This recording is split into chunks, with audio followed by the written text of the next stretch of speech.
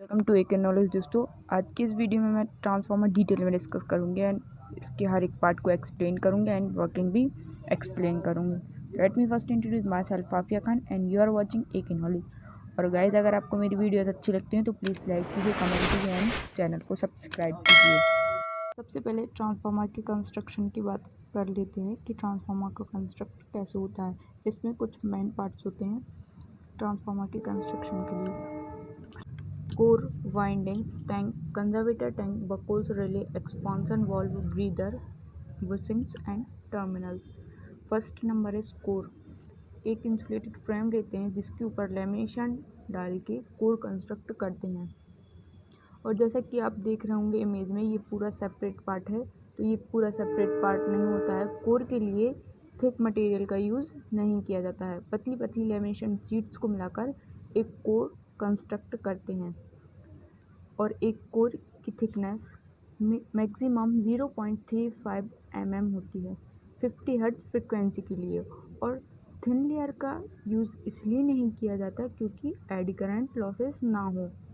और लेमिनेशन के ऊपर इंसुलेशन की कोटिंग की जाती है ताकि एडी करंट एक लेयर से दूसरे लेयर में ना जाने पाए। करंट एक बार में एक ही लेयर के अंदर फ्लो करेगी। जितना कम थिकनेस होगी उतनी कम एडी करंट होंगे। और ऐसे मटेरियल का यूज़ करते हैं कोर कंस्ट्रक्ट करने के लिए जिसकी कंडक्टिविटी लो हो और हाईली फेरोमैग्नेटिक हो। कंडक्टिविटी लो का मतलब इसमें कम से कम करंट जाना चाहिए। करंट अगर कोर में जाने लगा तो फ्लक्स के साथ साथ, अगर कंडक्टिव हुई तो फ्लक्स के साथ साथ करंट भी चला जाएगा और हीटिंग होने लगेगी। और हीटिंग बढ़ जाएगी, वहाँ अनवांटेड लॉसेस भी बढ़ जाएंगे और इफ़िशियंसी कम हो जाएगी। इसलिए इसमें फेरोमैग्नेटिक मटेरियल का और कम कंडक्टिविटी होनी चाहिए, इसलिए और एडी करंट ना हो, इसलिए इसमें वार्निश कर दिया जाता है। Second number is winding. Core के ऊपर दो कॉपर की वाइंडिंग्स होती हैं, प्राइमरी वाइंडिंग और सेकेंडरी वाइंडिंग। प्राइमरी वाइंडिंग में सप्लाई दी जाती है और प्राइमरी वाइंडिंग के ऊपर इंसुलेशन लगा रहता है ताकि ये वाइंडिंग सेपरेट रहे, अलग अलग। और वाइंडिंग्स भी ट्रांसफार्मर के अकॉर्डिंग बनाई जाती है। मतलब अगर स्टेप अप ट्रांसफार्मर है तो प्राइमरी वाइंडिंग में नंबर ऑफ टर्न्स कम और सेकेंडरी वाइंडिंग में नंबर ऑफ टर्न्स ज़्यादा होंगे। और स्टेप डाउन ट्रांसफार्मर है तो प्राइमरी वाइंडिंग में नंबर ऑफ टर्न्स ज़्यादा और सेकेंडरी वाइंडिंग में नंबर ऑफ टर्न्स कम होंगे। और कोर और वाइंडिंग के बीच भी इंसुलेशन होता है क्योंकि कोर का काम है मैग्नेटिक फील्ड को कैरी करना और वाइंडिंग का काम है करंट को कैरी करना।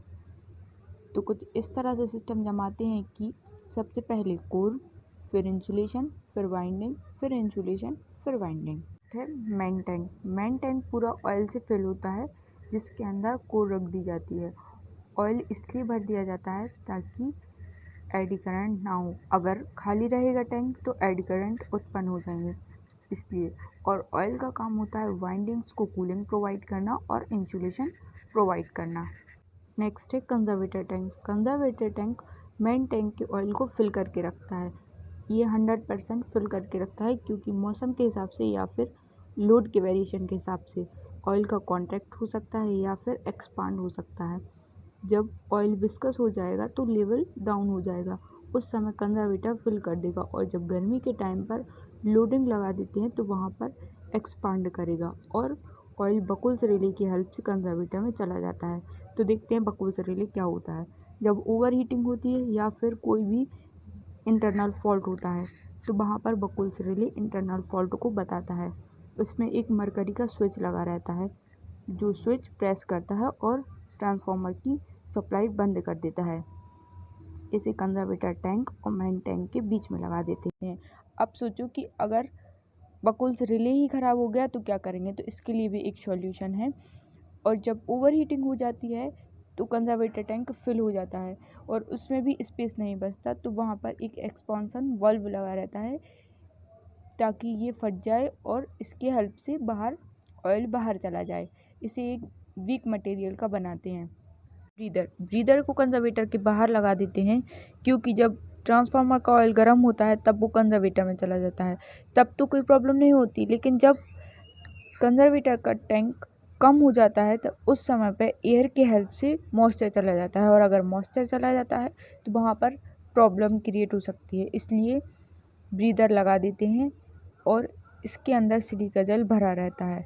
ये एयर में जो भी मॉइस्चर होता है उसे एब्जॉर्ब कर लेता है, बट ये एयर के मॉइस्चर को तो एब्जॉर्ब कर लेता है, बट एयर में जो भी डस्ट के पार्टिकल होते हैं उसे सिलिका जेल एब्जॉर्ब नहीं कर पाता। इसलिए इसके नीचे एक कटोरी लगा देते हैं जिसमें ऑयल फिल कर देते हैं। ऑयल डस्ट के पार्टिकल को एब्जॉर्ब कर लेता है और सिलिका जेल मॉइस्चर को एब्जॉर्ब कर लेता है और प्योर एयर को जाने देता है। टर्मिनल या फिर बुशिंग्स के हेल्प से सप्लाई या फिर लोड लगा देते हैं जो इलेक्ट्रिसिटी को बांट सके। टर्मिनल को बुश या फिर बुशिंग्स कहते हैं। ये दो टाइप्स की होती हैं, high voltage side and low voltage side. और जो बुशिंग्स होती हैं वो सिरामिक मटेरियल की बनी होती हैं। And thank you for watching.